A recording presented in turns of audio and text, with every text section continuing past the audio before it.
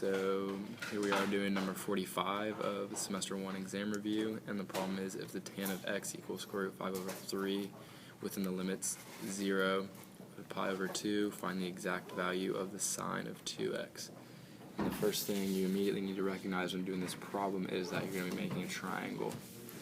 And you know what quadrant your triangle is going to be in because you remember the tan is always restricted to the right side. And since there's no negatives in the problem, you know your triangle is going to be in the first quadrant.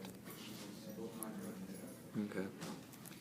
And so since tan is opposite over adjacent, the 3 is going to, it's also sine over cosine, so the cosine is going to be 3 and the sine is going to be square root of 5, or the y is going to be 5 and the x is 3.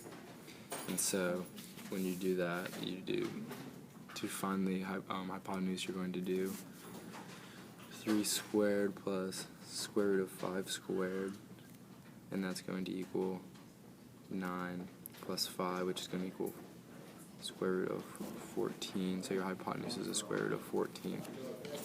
And then you go back over and you see that you need to find the value of the sine of 2x. So you need to remember the formula we learned in class of the sine of 2x, which equals 2 cosine x sine x. And then it's easy from there. All you have to do is go back to your triangle.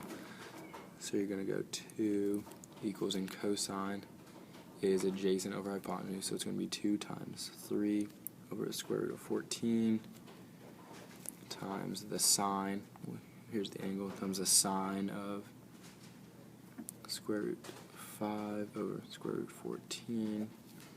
And all you simply need to do is compute that. So you're going to go 2 times 14, so it leaves you with this. When you multiply that, it's going to be 6 square root, nope, that's a square root 5, 6 square root 5 over 14, and you know these can cross out, so it's going to be 3 square root 5 over 7 is your final answer. There you have it.